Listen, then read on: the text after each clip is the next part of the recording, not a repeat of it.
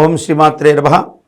నవగ్రహ సంచారాన్ని అనుసరించి 24వ తారీఖు నుండి 30వ తారీఖు ఆదివారం నుంచి శనివారం వరకు ఉన్నటువంటి మనం గ్రహస్థితిని కనుక చూసినట్లయితే గ్రహస్థితి ప్రకారంగా ఈ వారం అంతా కూడా సంధి నక్షత్రాలు పడుతున్నాయి. పుబ్బ, ఉత్తర, ఉత్తరాహస్త, హస్త, చిత్త, చిత్త, స్వాతి, స్వాతి, విశాఖ, విశాఖ, అనురాధ, అనురాధ, జ్యేష్ఠ. సో ప్రారంభ నక్షత్రం శుభ నక్షత్రం అయితే అంత్య నక్షత్రం జ్యేష్ఠ చంద్రుడు నీచిలో పడ్డం అనేది జరుగుతుంది. సో ఈ వారం మొత్తం కనుక గ్రహస్థితులు మిశ్రమ తారలైనందువల్ల ప్రతి ఒక్కరికి కూడా రాశి ఎట్లా ఉంటుంది అంటే మంచి చెడు మిక్స్డ్గా ఉంటాయి.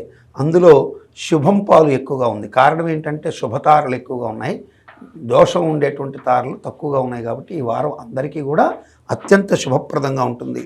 మరి ప్రతి ఒక్కరి యొక్క ఇండివిజువల్ రాశి ఫలితాలు మనం కనుక చెప్పేటప్పుడు ముందు ఈ యొక్క గ్రహస్థితిని చూస్తే యోగవంతమైన స్థితి ఉంది. అలాగే బుధుడు 26వ తారీఖున రాత్రి 2:36 మేషంకి మారుతాడు, నీచ స్థితిని వీడుతున్నాడు. కాబట్టి అత్యంత శుభప్రద ఫలితాలు ప్రతి ఒక్కరికి వచ్చే అవకాశాలు ఎక్కువగా ఉంటాయి.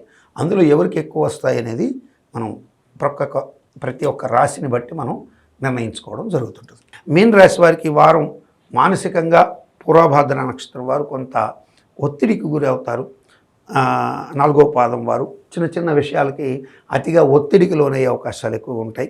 మానసికంగా కొంచెం స్ట్రగుల్ అయ్యే అవకాశాలు ఎక్కువగా ఉంటాయి. ఉత్తరాభాద్ర నక్షత్రం వారు కూడా ఇదే స్థితిని అనుభవించే అవకాశాలు ఎక్కువ ఉంటాయి. అంటే మెంటల్ స్ట్రెస్ ఎక్కువ ఉంటుంది. వచ్చిన ధనానికి కానీ, కుటుంబంలో పరిస్థితులకు కానీ, కుటుంబంలో జరిగేటువంటి కొన్ని అంశాలకు కానీ అధిక ప్రాధాన్యత ఇచ్చి లేని టెన్షన్ క్యారీ ఫార్వర్డ్ చేసే అవకాశాలు ఎక్కువగా ఉంటాయి. పూర్వభాద్ర ఉత్తరాభాద్ర నక్షత్రం వారికి. రేవతి వారికి అయితే అటువంటిది ఏమీ లేదండి. అద్భుతంగా యోగించుకొని వెళ్ళిపోతుంది. వీళ్ళకి అద్భుతంగా ఉంటుంది. రేవతి వాళ్ళు ఏమీ పట్టించుకోరు. ఈ వారం పిడుగులు పడ్డా సరే రేవతి నక్షత్రం వారు చెలించే అవకాశం అయితే ఉండదు. వారి యొక్క మానసిక స్థితి ఏముందో అదే ఆలోచనతో వెళ్తారు. అట్లాగే వాళ్ళు అనుకున్నటువంటి లక్ష్యం మీద స్టిక్ ఆన్ అవుతారు.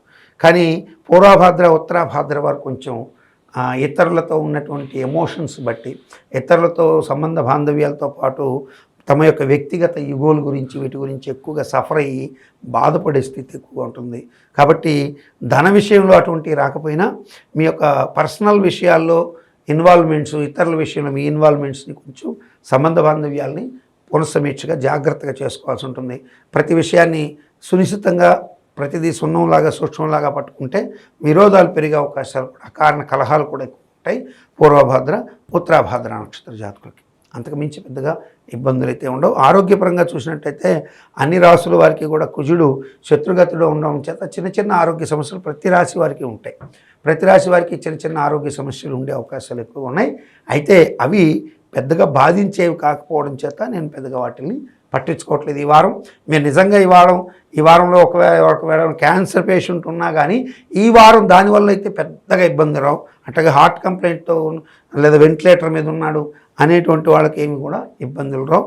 అన్ని రాసుల్లో ఉన్నటువంటి వారికి ఆరోగ్యపరమైనటువంటి విషయాల్లో కుజుడు శత్రుగతుడైనందువల్ల కొంచెం ఫ్లక్చుయేషన్స్ ఉంటాయేమో కానీ ఇబ్బందికరమైన సంఘటనలు అయితే ఉండవు.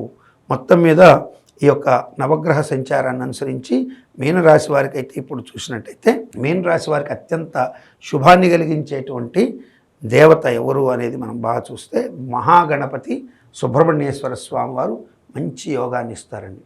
గణపతిని సుబ్రహ్మణ్యేశ్వర స్వామిని ఆరాధించండి, శుభం కలుగుతుంది. అట్లాగే శ్రీ వెంకటేశ్వర స్వామి వారి పూజ కూడా మంచి ప్రశాంతతను కలిగిస్తుంది. ఈ రాశి వారికి 4, 7 సంఖ్యలతో పాటు 1 సంఖ్య కూడా మంచి యోగాన్ని కలిగిస్తుంది. మీరు ఎక్కువగా ఈ వారం black line colours, mixed colours, నలుపు, పసుపు, నలుపు, బులుగు, ఆలివ్ గ్రీన్స్ అటువంటి థిక్ కలర్స్, పొగవర్ణాలు తప్ప మిగతా అన్ని కలర్స్ వాడుకోవడం శుభం కలిగిస్తుంది. అన్ని రకాలుగా కూడా యోగవంతమైన స్థితి ఉంటుంది. నమో వెంకటేశాయ, నమః శివాయ.